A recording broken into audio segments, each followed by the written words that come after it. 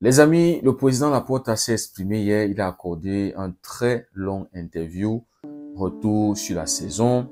Il a touché plein d'aspects. Je pense qu'il a touché tous les aspects sur lesquels on se pose des questions. Et voilà, il a essayé d'apporter des éléments de réponse. C'est un long discours. Je vais juste condenser tout cela parce que s'il faut parler point par point, on va se retrouver en train de faire une vidéo d'1 heure. Donc, il a dit tellement de trucs qui sont pertinents. Et si c'est pas un discours politique et si elles sont réalisées pendant cette période du mercato, franchement les amis, je pense que la saison prochaine, on pourra rêver encore plus grand. Les amis, j'aimerais commencer par quelque chose qu'il a dit. Le Real Madrid, champion d'Europe avec Mbappé en plus. Et pourtant, on a gagné, que cela soit en pré-saison, puis tout au long de la saison.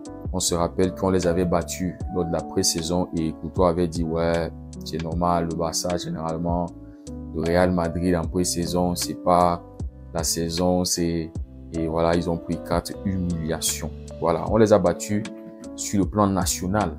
La Supercopa, la Copa del Rey et la Liga. On a tout balayé cette saison. Salut la famille, j'espère que vous allez bien. Je vous ai pas salué. Aujourd'hui, c'est la fête nationale au Cameroun. Vous pouvez voir là, il y a des images derrière nous.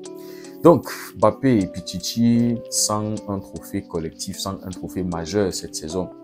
Ils vont nous parler Supercopa, trophée intercontinental. Comme Lewandowski l'a dit, marquer des buts, prendre des souliers d'or et des Pichichi sans trophée collectif, ça ne sert à rien. Et ça, c'est un message pour le prochain attaquant que le Barça va avoir. On ne veut pas des attaquants qui vont nous donner 40 buts la saison, mais sans titre collectif, sans titre majeur. On aime ce club pour son jeu et aussi pour le collectif. Quand le collectif est bon, ensuite, on commence à avoir des individualités. Les amis, avant de parler de tout cela, j'aimerais vous inviter à vous inscrire sur la plateforme de BetWinner. Ça, c'est pour les parieurs, bien sûr. Les paris sportifs, c'est interdit au moins de 18 ans.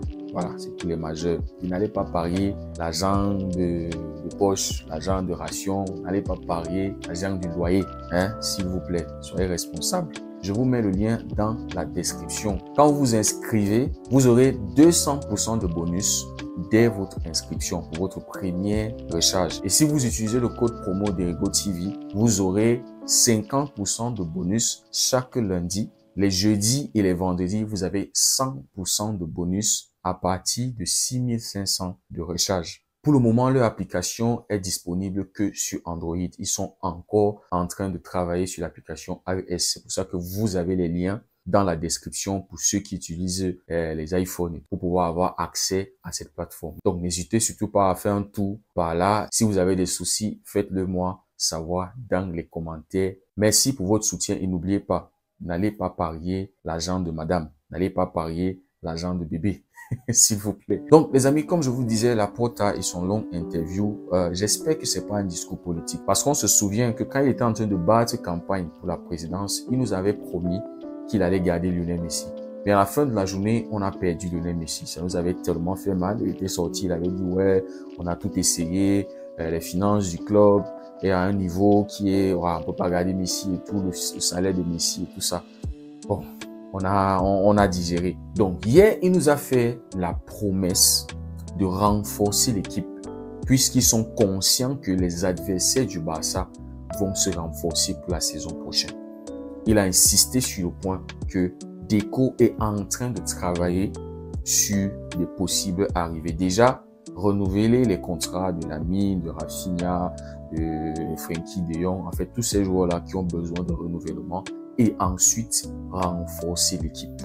C'est une très belle chose parce qu'on a besoin. Je vous disais que moi, je ne veux pas m'hyper, je ne veux pas être hypé par rapport à ce truc de mercato, à la fin être déçu. Moi, je veux pas ça. Maintenant, avec cette interview qu'il a donnée, et puisque c'est le président qui nous rassure que l'équipe va être renforcée, j'espère juste qu'on va pas se hyper sur les mots du président, commencer à spéculer sur qui peut arriver, qui pour remplacer qui, pour... J'espère que on ne va pas spéculer comme ça et à la fin de la saison être déçu. Parce que le président a dit qu'on va être de retour à la règle du 1 pour 1. C'est cette règle-là qui nous permet vraiment d'acheter des joueurs. Et il nous fait comprendre qu'à la fin de cette saison, l'argent qui va entrer dans les caisses du Barça est estimé à plus d'1 milliard d'euros. Les gars, quand tu entends cette somme-là, ça ne peut que te hyper pour le mercato. C'est beaucoup d'argent. C'est-à-dire, si on prend ne serait-ce que la moitié, on est capable de manière intelligente de renforcer notre équipe pour la saison prochaine. Donc, je reviens encore pour dire que j'espère que tout ça, c'est pas juste pour nous hyper. Le fait qu'on est dans l'euphorie de la saison réussie et tout, et le président qui vient faire des promesses, j'espère vraiment qu'il va tenir à ces promesses-là. Une autre chose qu'il a mentionné, les amis, c'est le fait que le Barça sera de retour au Spotify Camp dans la saison prochaine. Donc, le week-end dernier, on a possiblement joué notre dernier match à Montjuic. Et il y aura des tests entre le 9 et le 10 août, le trophée Gamper.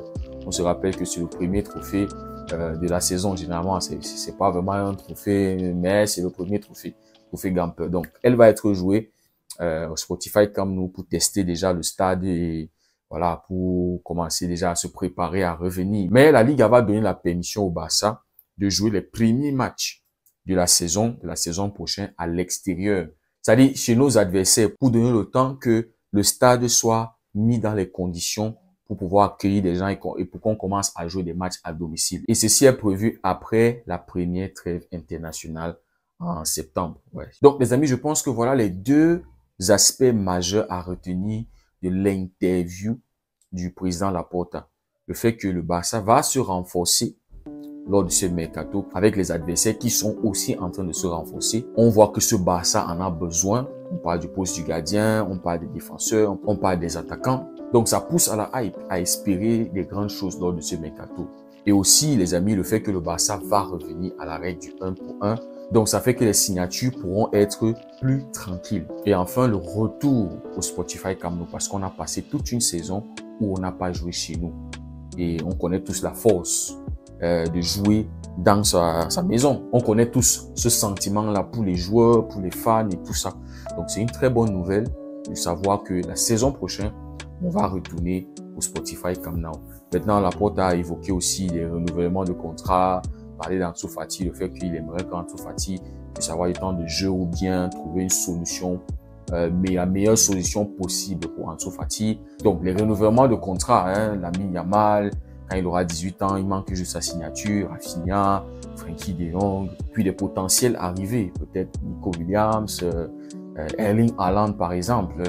Laporta disait que dans le monde du football, rien n'est impossible. Donc les amis, je tenais à revenir à ce que le président a dit et tout en espérant que c'est pas juste un discours politique, c'est pas juste pour hyper, pour plaire, pour voilà, rester dans l'euphorie de la saison. Parce qu'on lui a posé la question à savoir si Tebas, Florentino l'a félicité pour la saison. Il a dit, ouais, je suis encore en train de célébrer.